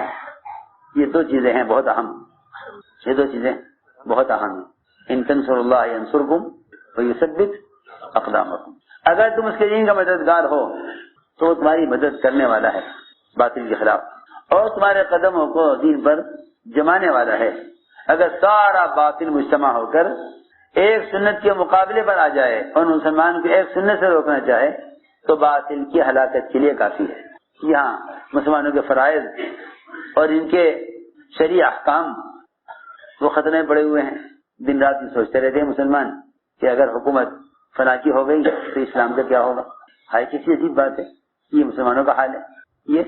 یہ مسلمانوں کا حال ہے کہ یوں کہتے ہیں اگر فلاں کی حکومت ہو گئی تو اسلام کا کیا ہوگا. سوچے تو صحیح، کتنی بڑی مایوسی کے شکار ہیں مسلمان. کسی بے عقلی کی سوچ ہے کہ اگر فلاں کی حکومت ہو گئی تو اسلام کا کیا ہوگا. بیچارہ اسلام. اللہ، سارا باطل اگر ایک وقت میں جمع ہو جائے اور ایک سنت کے مقابلے پر آ جائے کہ ہم استنجا اس طریقے سے نہیں کرنے دیں گے تو خدا کی قسم سارے باطل کی تباہی کے لیے ایک سنت سے روک دینا کافی ہے. ایک سنت سے روکنا سارے باطل کی ہلاکت کے لیے کافی. کہاں مسلمان اس مایوسی میں پڑا ہوا ہے کہ اگر ان کی حکومت ہو گئی تو اسلام کا کیا ہوگا. کیونکہ واقعی ایسے حالات میں حدیث یاد آتی ہے جس میں آپ نے فرمایا کہ اگر مسلمان اللہ کے غیر سے امید کرے گا تو اللہ اسے اپنے غیر کے حوالے کر دیں گے، اور اگر یہ اللہ کے غیر سے ڈرے گا تو اللہ اس پر غیروں کو مسلط کر دیں گے. اس پر غیروں کو مسلط کر دیں گے. میں نے عرض کیا کہ اپنے دین پر استقامت اور باطل کے خلاف اللہ کی مدد کے اترنے کا اصل سبب کیا ہے. اصل سبب کیا ہے وہ صرف یہ ہے کہ تم دین کی دعوت کو لے کر پھرا کرو، دین کی دعوت کو لے کر پھرا کرو، کیونکہ دین کی دعوت کو لے کر پھرنا یہی اصل دین کی نصرت ہے۔ اس بات کو اس زمانے میں سمجھانا بہت مشکل ہے۔ اس کی وجہ یہ ہے کہ سنت کے طریقے تو مغلوب ہو گئے، رواجی طریقے غالب آ گئے، سنت کے طریقے مغلوب ہو گئے، یہ وجہ ہے۔ اتنا دور چلا گیا سنت کا دور، اتنا دور چلا گیا کہ اس زمانے میں لوگوں کو دین کے پھیلانے کے لیے ان رواجی شکلوں کے علاوہ کوئی پرانی شکل اور کوئی سنت کا طریقہ نہ نظر آتا ہے نہ یاد رہتا ہے۔ حالانکہ حقیقت یہ ہے کہ اللہ کے دین کی نصرت صرف دعوت اللہ ہے، اللہ کے دین کی نصرت صرف دعوت اللہ ہے۔ اس زمانے میں اس بات کا کہنا بعض ذہنوں کو اس طرح متوجہ کر دیتا ہے کہ انہوں نے دین کے شعبوں کا انکار کر دیا۔ جی حالانکہ اگر ذرا سا عقل اور تھوڑے سے معتدل دماغ سے سوچا جائے تو نظر ہی آئے گا کہ حضور اکرم صلی اللہ علیہ وسلم کے زمانے میں دین کو قائم کرنے کے لیے نقل و حرکت کے علاوہ اور کوئی ذریعہ ملتا نہیں ہے۔ دو کاموں کے لیے نقل و حرکت تھی، صرف ایک امت تک علم کو خود پہنچانے کے لیے اور ایک امت کو جہالت سے نکالنے کے لیے۔ یہ دو سبب ملتے ہیں دور نبوت میں، دور خلافت میں، صرف یہ دو سبب ملتے ہیں، اور دونوں کو نفر سے جوڑا گیا ہے۔ یہ نہیں کہ بس بیٹھ کے سوچ لو کہ بھائی نفر تو قتال کے لیے ہوا کرتا تھا، اسی کے سارے فضائل تھے۔ ابھی زمانے میں قتال کیونکہ ہے نہیں کفار سے، اس لیے نفر بھی نہیں۔ اس زمانے میں نفر ہوتا تھا قتال کے لیے، اسی کے فضائل تھے۔ اس زمانے میں قتال نہیں، اس لیے نفر بھی نہیں۔ حالانکہ اللہ کے راستے کے نفر کا اصل مقصد امت تک علم کو پہنچانا تھا، امت تک علم کو پہنچانا۔ نبی کو حکم ہے بلغ ما انزل الیک من ربک، آپ خود پہنچائیے جو حکم آپ پر نازل کیا گیا ہے۔ جی ہاں، یہ تو نہیں کہ آپ سارے علم لے کر آلات پر ڈال دیں اور کہ ہاں بھائی تبلیغ ہو رہی ہے۔ یہ تبلیغ کا طریقہ نبوت کا نہیں ہے، یہ طریقہ تبلیغ کا نبوت کا طریقہ یہ نہیں ہے۔ نبی کو خود حکم ہے بلغ، آپ خود پہنچائیے۔ اس لیے آپ منع کرتے تھے کہ میں نکلوں اللہ کے راستے میں تبلیغ کے لیے، قتل کیا جاؤں، پھر زندہ کیا جاؤں، پھر قتل کیا جاؤں۔ 7 مرتبہ روایت میں ہے کہ آپ نے فرمایا اتنی مرتبہ قتل کیا جاؤں، اتنی مرتبہ زندہ کیا جاؤں۔ جی ہاں، اس زمانے کے لوگوں کو سب سے پہلا دھوکہ یہ لگا کہ وہ تو قتال کے لیے نکلنے کے فضائل ہیں، اور اب قتال ہے نہیں تو نکلنے کی کیا ضرورت ہے۔ اور اس زمانے میں لوگ نکلتے تھے جب بات کے پھیلانے کے ذرائع نہیں تھے، اب تو دین کی باتوں کی اشاعت کے بہت ذرائع ہیں، اب چلنے کی کیا ضرورت ہے۔ حالانکہ آلات کا استعمال مجاہدہ نہیں، بدن کا استعمال مجاہدہ ہے۔ سمجھ میں آ رہی بات؟ ادھر دیکھو میری طرف، آلات کا استعمال مجاہدہ نہیں، بدن کا استعمال مجاہدہ ہے، چاہے وہ دعوت ہو یا عبادت ہو، دونوں میں بدن کا استعمال اصل ہے، کیونکہ عملی سرمایہ انسان کے اعضاء ہیں، انسان کے اعضاء عملی سرمایہ ہیں۔ خارجی چیزوں کے استعمال سے خدا کی قسم عمل کی استعداد پیدا نہیں ہوگی، یہ پکی بات ہے۔ خارجی چیزوں کے استعمال سے عمل کی استعداد پیدا نہیں ہوگی، بلکہ استعداد ہے وہ بھی ختم ہو جائے گی۔ جی ہاں، عمل کی استعداد ہے وہ بھی ختم ہو جائے گی، کیونکہ جتنے بھی تعیش کے نقشے ہیں وہ انسان کے جسم کی قوت کو کمزور کر دیتے ہیں، تو سب جانتے ہیں۔ ڈاکٹر یہ کہتے ہیں کہ آپ صبح کو ٹہلا کریں اور آپ دھوپ میں رہا کریں، دھوپ میں رہیں گے تو آپ کے جسم میں وٹامن ڈی باقی رہے گا، ورنہ آپ کی ہڈیاں کمزور ہو جائیں گی۔ پتہ نہیں کیا کیا ڈاکٹر تو خود کہتے ہیں کہ آپ مشقت کے کام کریں۔ جی ہاں، دیکھو تو صحیح، جب جسم کا تقاضا مشقت کے بغیر اور جسمانی قوت مشقت کے بغیر نہیں حاصل ہو سکتی، تو عمل کی استعداد مجاہدے کے بغیر کیسے حاصل ہو جائے گی؟ اور لوگ بیچارے خاص چیزوں کے استعمال کو سمجھتے ہیں یہ زمانے کے تبلیغ کا طریقہ ہے، وہ زمانے کے تبلیغ کا طریقہ تھا۔ یہ میں عرض کرنا چاہتا ہوں، بس چند چیزوں میں ذہن آدمی کا محدود ہو گیا ہے۔ اب اگر یہ کہہ دیا جائے کہ نقل و حرکت ہی اسلام کے قائم ہونے کا اور اس ذات کے رکنے کا اصل ذریعہ ہے، تو یہ کہیں گے دیکھو بھائی تبلیغ والوں نے یہ کہنا شروع کر دیا۔ ارے تبلیغ والوں کو کیا کہنا؟ حضرت اسامہ کی جماعت کو ابوبکر روانہ کرنے پر اڑ گئے، کسی کی رائے نہیں، کسی کی رائے نہیں۔ حضرت عمر نے کہا کہ آپ جماعت کو روانہ مت کریں. کہا کیوں؟ کہ اس وقت کے حالات ٹھیک نہیں ہیں, ذرا انتظار کریں, مدینے کی حفاظت مقدم ہے. حضرت بکر نے فرمایا نہیں, میں تو جماعت ابھی روانہ کروں گا. حضرت عمر نے فرمایا کہ آپ تنہا فیصلہ نہ کریں, سب سے رائے لیں, سب کے مشورے سے کام کریں, سب کے مشورے سے کام کریں, رائے لیں ساتھیوں سے, سب کی کیا رائے ہے. حضرت عمر فرمایا کسی کی رائے نہیں ہے اور ہماری بھی رائے نہیں ہے کہ اس وقت جماعت روانہ کی جائے. حضرت بکر نے فرمایا کہ عمر, اللہ کے حکم میں مشورہ نہیں ہے, اللہ کے حکم میں مشورہ نہیں ہے, یہ جماعت ابھی جائے گی. روایت میں ہے جہاں جہاں سے اسامہ کی جماعت گزرتی تھی وہاں کے مرتدین اسلام میں واپس آ جاتے تھے. وہ کہتے تھے کہ اگر مدینہ اسلام ختم ہو گیا ہوتا تو مدینے سے اتنی بڑی جماعت کیوں آتی, مدینے سے اتنی بڑی جماعت کیوں آتی. معلوم ہوتا ہے کہ اسلام قائم ہے, دیکھو اتنی بڑی جماعت آئی. حضرت فرماتے تھے کہ اس دن اگر ابو بکر ہماری بات مان لیتے اور اپنی بات چھوڑ دیتے تو امت مرتد ہو چکی تھی, امت مرتد ہو چکی. میں عرض کرنا چاہتا ہوں کہ بات کا پہنچانا تبلیغ نہیں ہے, بات کو خود لے کر جانا تبلیغ ہے. دعوت ایک عملی محنت کا نام ہے. یہ زمانے کی بری بدعت ہے, یہ زمانے کی بری بدعت ہے, یہ زمانے کی بری بدعت ہے کہ بجائے اس کے کہ خود آدمی علم میں لگے اور علماء کی مجلس میں اور صحبت میں رہ کر علم حاصل کرے, پھر اسی علم کو لے کر عمل ادھر دیکھو نا میری طرف, اس علم عمل کو لے کر خود پھرے جس سے عمل کی صورت پیدا ہو. کیوں خیال کرے گا کہ جب اتنا پیسہ آدمی خرچ کرے یہاں سے جاوے امریکہ دین کی دعوت لے کر, کیوں نہ گھر بنانے, شادی کرنے, بیواؤں پر, یتیموں پر, مسکینوں پر خرچ کرے, یہاں کنویں کھدوائے, ہسپتال بنوائے, دین کے بہت سارے کام ہیں خیر کے, کیا ضروری ہے کہ یہ کام یہ پیسے میں خرچ کرے. حالانکہ اللہ کے راستے میں خرچ کرنے کا جو سب سے اہم حکم ہے وہ نقل و حرکت اور خروج پر خرچ کرنا ہے.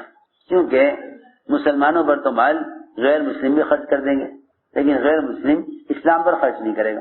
غیر مسلم اسلام پر خرچ نہیں کرے گا. غیر مسلم مسجد بنانے پر خرچ کر دے گا, اسلام پر خرچ نہیں کرے گا. میں کچھ کہنا چاہتا ہوں, میری بات بہت توجہ چاہتی ہے. غیر مسلم مسجد پر خرچ کر دے گا.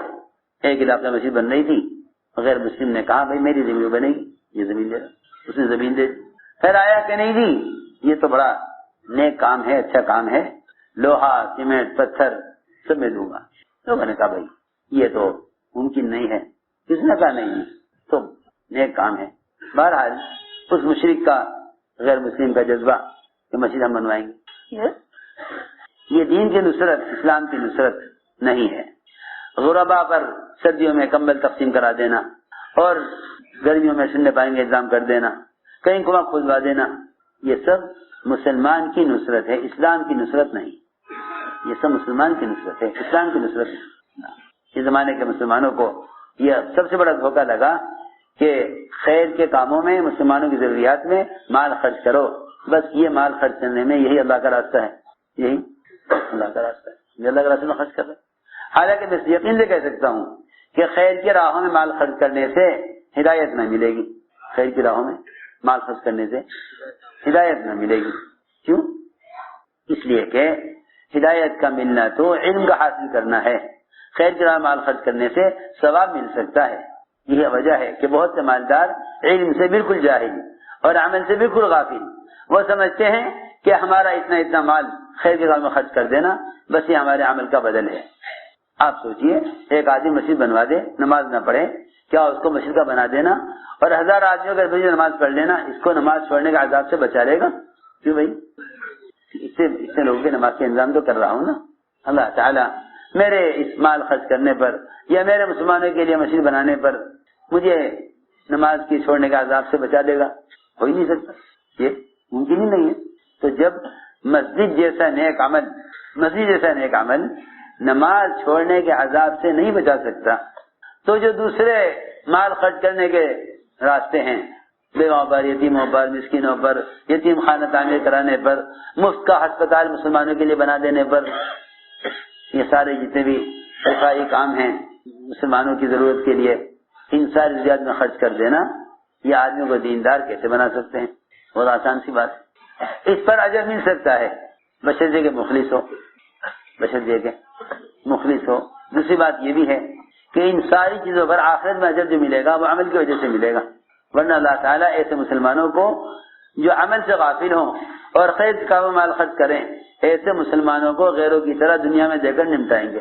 آخرت میں جو عمل، آخرت میں اجر ملے گا وہ تو اعمال پر ملے گا، آخرت کا اجر تو اعمال پر ہی ملے گا۔ میں نے عرض کیا کہ دین کی نصرت یہ نہیں کہ آدمی مال خرچ کر دے، مال خرچ کرنا تو مسلمان کی نصرت ہے، دعوت دینا اسلام کی نصرت ہے۔ آپ میری بات کو توجہ سے سنیں، مال خرچ کرنا مسلمان کی نصرت ہے، مال خرچ کر دینا مسلمان کی نصرت ہے، اور دعوت دینا اسلام کی نصرت ہے۔ جی ہاں، مال خرچ کرنا اسلام کی نصرت نہیں ہے، مال خرچ کرنا اسلام کی نصرت نہیں ہے۔ کیوں؟ اسلام کوئی فقیر ہے؟ اسلام فقیر ہے؟ اسلام تو سارے ادیان کا بادشاہ ہے، اسلام تو سارے ادیان پر بادشاہ ہے۔ اسلام فقیر ہے کہ آپ اسلام پر مال خرچ کریں؟ اسلام کا تو اللہ اکبر 4 شعبے ہیں، چار بنیادی فرائض ہیں، 4 بنیادی فرائض ہیں، نماز اور روزہ، حج اور زکوٰۃ، نماز اور روزہ، حج اور زکوٰۃ۔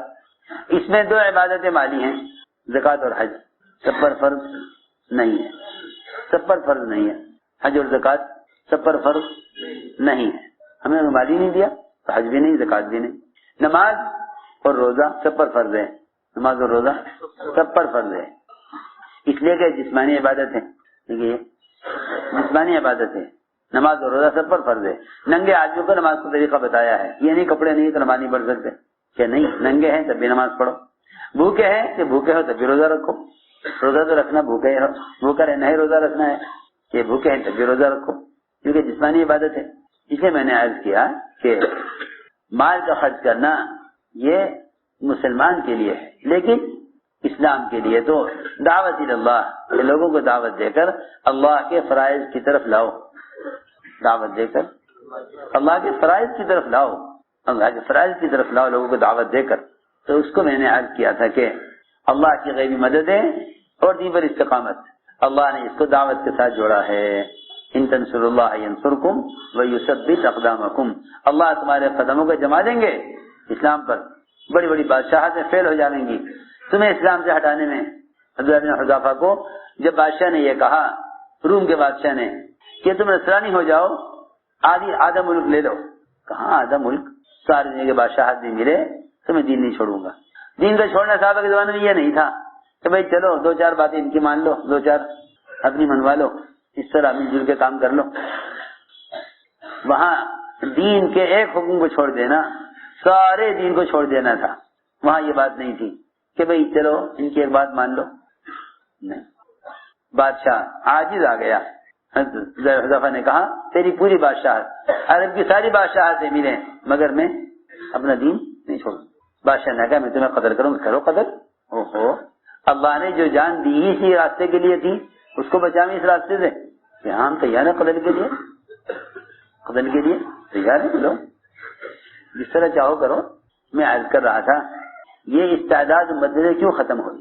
کہاں ایک بادشاہ کا سارا ملک پیش کرنے کے باوجود ایک مسلمان کو اسلام سے ہٹانے میں ناکام ہو جانا، اور کہاں اس زمانے کے مسلمان کا ایک سنت پر عمل کرنے کے لیے اپنی بیوی بچوں اور اپنے رشتے داروں اور دوستوں کے سامنے مغلوب ہو جانا کہ کیا کروں میرے دوست نہیں مانتے، کیا کروں میرے گھر والے نہیں مانتے۔ اتنے احکام ایسے ہیں شریعت کے، یہ پر عمل کرنا فرض ہے، یہ واجب ہے، لیکن یہ اپنے متعلقین کی وجہ سے عمل کرنے سے مجبور ہے، کیا کروں۔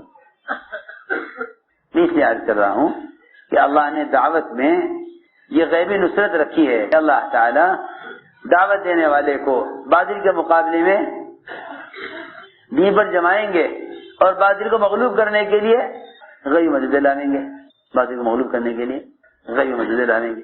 بشر حکومت دعوت پر آ جائے، بشر حکومت دعوت پر آ جائے۔ دعوت نقل و حرکت کا نام ہے، دعوت کسی اخبار کا نام دعوت رکھنا دعوت نہیں ہے، نقل و حرکت کا نام دعوت ہے، خود جا کر دعوت دو، یہی اصل ہے، یہی اصل ہے، اس کا کوئی متبادل نہیں ہے۔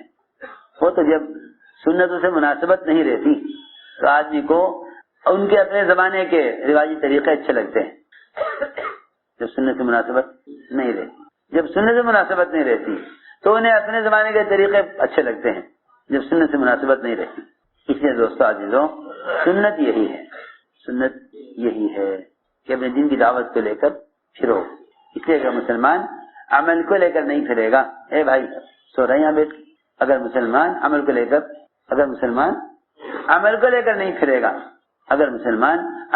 نہیں پھرے گا تو گویا عملی دین پیش نہیں کر سکتا. اس لیے کہ ساری کتابیں جمع کر دی جائیں تو کوئی کتاب عمل پیش نہ کرے گی، اس لیے کہ عمل کی مشین صرف انسان ہے. کتابوں میں عمل کا طریقہ ہے، عمل نہیں ہے. اور عمل کا طریقہ بھی تحریری ہے، عملی طریقہ کتاب میں نہیں ہے. میری بات توجہ چاہتی ہے کیونکہ میری بات ذرا دھیان سے سننا. یہ عمل کا تعدیہ تحریر میں نہیں ہے. ہم مولویوں کو سننے کی بات ہے، عمل کا تعدیہ تحریر میں نہیں ہے. تقریر میں بھی عمل کا تعدیہ نہیں ہے، تحریر میں بھی عمل کا تعدیہ نہیں ہے. عمل کا جو تعدیہ ہے وہ عمل کو لے کر پھرنے میں ہے. میں آسان کر دیتا ہوں. عمل سے جو عمل وجود میں آئے گا، جو عمل متعدی بنے گا، وہ عمل سے عمل وجود میں آتا ہے. کتاب سے عمل وجود میں نہیں آتا. تحریر سے بھی عمل وجود میں نہیں آتا. تقریر سے بھی عمل وجود میں نہیں آتا. اس جگہ تحریر اور تقریر یہ کام قلم کا ہوا، یہ کام زبان کا ہوا. اصل چیز تحریک ہے. اصل چیز کیا ہے؟ تحریک، حرکت میں آنا. اصل کیا ہے؟ تحریک اصل ہے حرکت میں آنا. علی رضی اللہ عنہ عراق گئے. عراق والوں نے کہا کہ حضور اکرم صلی اللہ علیہ وسلم کے طریقے پر ہمیں وضو سکھلا دیجیے. فرمایا لا لوٹے میں پانی اور اونچی جگہ کوئی بتاؤ. چنانچہ بڑی اونچی دیوار تھی قلعے کی، حضرت علی کو وہاں چڑھایا دیوار پر. وہاں حضرت علی نے بیٹھ کر وضو کیا اور سارے عراق والوں کو جمع کر لیا. بچے، عورتیں، بوڑھے، جوان، سب عورت مرد سب جمع ہو گئے. سب نے حضرت علی کو وضو کرتے ہوئے دیکھا، کیونکہ علی رضی اللہ عنہ نے اس طرح وضو کر کے دکھلایا جس طرح حضور اکرم صلی اللہ علیہ وسلم کو وضو کرتے ہوئے دیکھا تھا. وضو کے بعد کہا کہ اللہ کے رسول صلی اللہ علیہ وسلم کا وضو اس طرح کا تھا. تو سب کو وضو کرنا آ گیا، سب کو. اور یہ بات ذہن میں رہے کہ مسلمان کا عمل مسلمان کے لیے مؤثر ہے. مسلمان کا عمل مؤثر ہے مسلمان کے لیے. عمل سے عمل کا ماحول بنے گا. بیان، تقریر اور جو ہے تحریر اور کتابوں سے عمل کا ماحول نہیں بنے گا. یہ پکی بات ہے، یہ پکی بات ہے. عمل کا ماحول عمل سے بنے گا. حمزہ کلیجہ چبایا، ایسی سخت دل عورت کہ ایسا قتل ہوا اس حمزہ کا جو ناقابل برداشت تھا. آپ کو سخت تکلیف تھی کہ آپ 70 مشرق قتل کرنا چاہتے تھے حضرت حمزہ کے بدلے میں. کتنی تکلیف آپ کو تھی. ایسا قتل حضرت حمزہ کا، ناک کان کاٹے گئے اور پیٹ پھاڑا گیا اور میدان میں اس طرح ڈالا گیا ان کے جسم کو. اس پر بھی ہندا کو تسلی نہ ہوئی، یہاں تک کہ ہندا نے سینہ پھاڑا، ان کا کلیجہ نکال کے چبایا اور خون ان کا اچھالا. اپنا اندر کے غصے کو اور حمزہ کے سے نفرت کو ظاہر کرنے کے لیے کتنا کچھ کیا اس نے، ہندا نے. لیکن جب عمل کے ماحول میں آئی کہ صحابہ فتح مکہ کی رات میں سب تہجد میں، عبادت میں، دعاؤں میں، سجدے میں پڑے ہوئے تھے، ہندا نے کہا میں تو اسلام قبول کر لیا. میں نے تو ابو سفیان نے کہا یہ تجھے کیا ہوا، تو انکار کرتی تھی اس دین کا. اس نے کہا ہندا نے، ارے ابو سفیان جانے دے، تو نے نہیں دیکھا رات کا منظر عبادت کا جو میں نے دیکھا ہے. جی ہاں، لوگ بیچارے اپنے گھر میں تہجد پڑھ لیں، سمجھ لیں کہ ہاں بس میرا معاملہ میرا اللہ کا ہے، پڑھ لیا میں نے، ذکر کر لیا، تلاوت کر لی، کیونکہ میری خبر، میرا حشر، میری جنت انفرادی اعمال سے ماحول نہیں بنتا. انفرادی اعمال سے ماحول نہیں بنتا. انفرادی اعمال سے ماحول نہیں بنتا. ماحول جو بدلے گا وہ عبادات کو اور معاملات اور اخلاق اور معاشرے کو اور علم کو لے کر پھرنے سے بدلے گا. اس لیے میں نے عرض کیا کہ اعمال کا تعدیہ نقل و حرکت میں ہے. اعمال کا تعدیہ عمل سے عمل جو وجود میں آئے گا وہ نقل و حرکت سے وجود میں آئے گا. آپ ساری دنیا میں اعلان کر دیں نماز فرض ہے، اس سے نماز کا فریضہ قائم نہیں ہوگا. پکی بات ہے، اس سے نماز کا فریضہ قائم نہیں ہوگا. علم تو اس کے لیے مفید ہے جس میں عمل کی طلب ہو. پہلے تو عمل کی طلب ہو نا، پھر اس کے لیے علم ہے. آپ کسی کو عمل پر تو لائیں، جب آپ اس کو عمل پر لائیں گے تب وہ علم جو آئے گا. کہ بھائی آپ اس کو عمل پر لائیں. پھر وہ کہے گا ہاں بھائی نماز پڑھنی ہے, نماز کا طریقہ کیا ہے. جو آدمی عمل کا طالب نہیں وہ علم کا طالب کیسے ہو سکتا ہے؟ جو آدمی عمل کا طالب نہیں وہ علم کا طالب کیسے ہو سکتا ہے؟ کیوں نہیں غور کرتے؟ اس لیے ہم نے عرض کیا کہ نقل حرکت کے ذریعے امت کو اللہ کے فرائض کے ادا کرنے کی طرف لاؤ. یہ نہیں کہ لوگوں کو معلوم ہے کہ فرائض کہ نماز کیا ہے, پڑھ لیں, نہیں پڑھتے تو ان کی مرضی ہے. یہ کوئی کام ہے؟ یہ کوئی کام ہے کہ آپ اعلان کر دیں کہ نماز فرض ہے, جو پڑھ لے, جو نہ پڑھے وہ عذاب میں مبتلا ہو جائے؟ یہ تو کوئی کام نہیں. جس طرح تو نبی کرتے, آ کے اعلان کر دیتے کہ میں اللہ کا نبی ہوں اور لوگوں سن لو. یہ اسلام ہے, یہ فرائض ہیں, جو کرے گا وہ کامیاب, جو نہ کرے وہ ناکام. پھر محنتی کیا ہوئی؟ حضور اکرم صلی اللہ علیہ وسلم الگ الگ حلقوں میں جاتے, دعوت دیتے. مشرکین نے کہا کہ اے محمد صلی اللہ علیہ وسلم آپ کی بات حق ہے, ہم مانتے ہیں, آپ کا دین سچا ہے, ہم مانتے ہیں, لیکن آپ پھرا مت کریں, اپنی جگہ بیٹھ جائیں, اپنی مسند بنائیں, وہاں بیٹھیں آپ, اور جس کو بھی آپ کے دین کی ضرورت ہوگی وہ آپ کے پاس آ جائے گا, آپ اسے دین سکھلا دیں. یہ کس نے کہا؟ ہاں مشرکین. اس کا مسلمان کہے کہ پھرنے سے کیا فائدہ, پھرنے کی کیا ضرورت, میں جسے دین سیکھ رہا ہوگا سیکھ لے گا. اس زمانے میں مشرکین کہتے تھے کہ آپ کا دین حق ہے, ہم مانتے ہیں, چلیے ٹھیک ہے, اچھا دین ہے آپ کا, مگر آپ پھرا مت کریں. اسی حلقے میں صحابہ بھی تھے. صحابہ نے کہا نہیں یا رسول اللہ آپ آیا کریں, آپ اپنے دین کی دعوت دیا کریں, آ کر ہم سنیں گے آپ کی بات. اگر یہ مشرکین نہیں سننا چاہتے ہم سنیں گے آپ کی بات, آپ آیا کریں. تو کفار نے کیا کہا کہ آپ پھرا نہ کریں, ہم آپ کی بات مانتے ہیں, ٹھیک ہے, حق ہے, آپ کا دین سچ ہے, آپ جگہ بیٹھیں, جس سے دین کی طلب ہوگی, آپ کے علم کی طلب ہوگی, وہ آئے گا, آپ روز سکھلا دیں. سوچے تو صحیح, اس زمانے کا مسلمان کہے پھرنے سے کیا فائدہ. اللہ اکبر. حضرت فرماتے تھے اگر اللہ کے راستے میں پھرنا نہ ہوتا تو میں دنیا میں رہنا پسند نہ کرتا. جی ہاں, یہ شیطان کا وسوسہ پڑا اس زمانے میں مسلمانوں کے دلوں میں, کام کرنے والوں کے ذہنوں میں, کہ پھرنا اصل نہیں ہے, حالانکہ پھرنا ہی اصل ہے. حالانکہ ہاں میں قسم کھا کر کہہ سکتا ہوں کہ پھرنا ہی اصل ہے. یہ صحابہ کرام کی, انبیاء علیہ السلام کی اصل سنت ہے. اس لیے کہ پھرے بغیر کوئی آدمی عملی دعوت پیش نہیں کر سکتا. آپ سے اتنی بات تو ہر عقل والے کو سمجھ آ جائے گی کہ پھرے بغیر آدمی عمل پیش نہیں کر سکتا. بغیر پھرے جو چیز پیش کی جائے گی وہ تحریر ہوگی یا کسی کی آواز ہوگی, اور یہ دونوں شکلیں بیان کی اور تحریر کی یہ مجاہدے کی شکل نہیں ہے. یہ مجاہدے کی شکل نہیں ہے.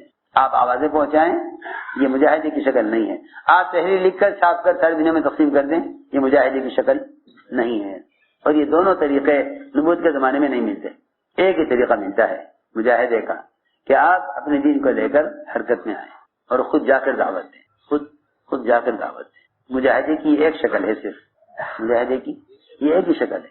اپنے ماحول سے نکلنا, اپنی مرغوبات معلوفات سے نکلنا, اپنی ذات سے جان مال خرچ کر کے اپنے وطن کو چھوڑ کر دین کی دعوت کو لے کر پھرنا, بس یہی ایک مصنون شکل ہے.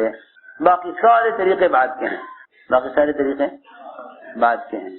ہم بعض والوں کے طریقوں کے ایسے عادی بن گئے کہ ابھی سنت طریقے سے بالکل ناواقف کیا ہو گئے, اللہ مجھے معاف فرمائے, اللہ حفاظت فرمائے, مخالف ہو گئے. کیا ہو گئے؟ مخالف ہو گئے. میں یہ کیوں کہتے ہو کہ پھرنا ہی اصل ہے؟ ارے کیوں نہیں صحابہ کے زمانے پر غور کرتے, کیوں نہیں صحابہ کے زمانے پر غور کرتے؟ اس لیے دوستو عزیزوں اس کا عزم کرو کہ انشاءاللہ اپنی ذات سے ہم خود پورے دین پر چلیں اور دوسروں کو دین پر لانے کے لیے نقل و حرکت پر آئیں. دیکھیں دین کے مددگار بنو تو اللہ تمہارے مددگار ہیں, اور دین کی دعوت پر آؤ تو اللہ تعالیٰ تمہیں سارے باتوں کے مقابلے میں تمہارے دین پر تمہیں ثابت قدم رکھیں گے. یہ دو وعدے اللہ تعالیٰ کے دین کی نصرت پر ہیں, اللہ کی مدد کا وعدہ اور دین پر ثابت قدم رہنے کا وعدہ. اس کے لیے ہم ہمت فرماؤ اور قدم اٹھاؤ اور سمجھ کر کھڑے ہو. ایسا نہیں ہے کہ کوئی خروج اور نقل و حرکت کوئی خیالی چیز ہے, یہ نہیں, ہدایت کا اور تربیت کا ضابطہ ہے. ارادے فرماؤ, نیتیں فرماؤ, اور اپنے آپ کو جو علماء سال لگائے ہوئے ہیں وہ عرب کے سال کے لیے آپ کو پیش کریں, عرب کے سال کے لیے آپ کو پیش کریں. جو علماء سال کے لیے ہم وہ سال پیش کریں. جو 4 ماہ لگائے ہوئے ہیں وہ ملکوں کے لیے کھلے خرچ کے ساتھ اپنے آپ کو پیش کریں. بسم اللہ الرحمن الرحیم. السلام علیکم.